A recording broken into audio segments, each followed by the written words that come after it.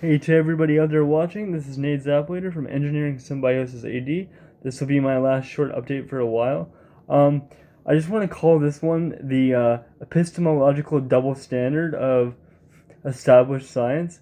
So it's so funny that people dismiss my Symbionicsphere paper as too conceptual or too broad.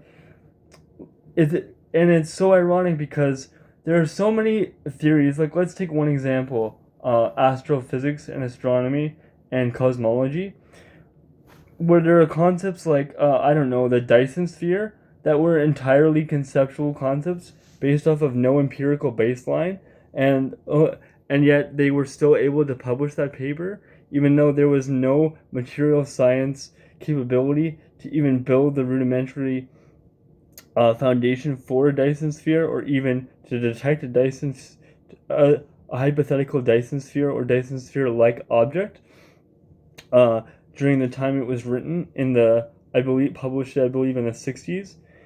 So like that's an absolute epistemological double standard, and and the symbiotic theory or meta unifying field theory to describe each of my inventions is based off of pre-existing technologies that already exist, e.g., soft robotics, pre-existing architecture, microecologies, uh, aquaponics, aeroponics, hydroponics, living machine wastewater treatment systems. These are all pre-existing technologies, whereas the Dyson sphere was based off of no pre-existing technology and thermodynamically violates all the laws of physics, but yet was able to be published as a citable paper that is still a citable concept in astrophysical journals. Yet it has no empirical baseline, no material science baseline, and no astronomical empirical baseline, and yet it is still held up as a scientific valid concept.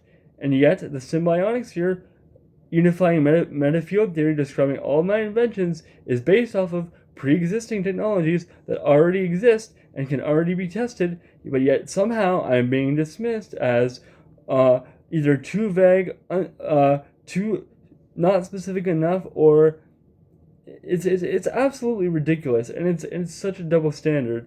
And like I've said before, I will defend my body of theory against any so-called sustainability or biomimicry expert, because unlike them, I can actually prove that my body of theory is far more scientific than sustainability and biomimicry, which are actually just conceptual engineering frameworks like my own, even though, unlike theirs, my conceptual engineering framework has predictive capability that theirs does not, because I ground it in quadratic equations, actual physics, and actual mechanics.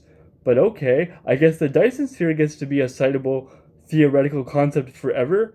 But okay, like, but yeah, that's just the epistemological double standard of modern science and academia.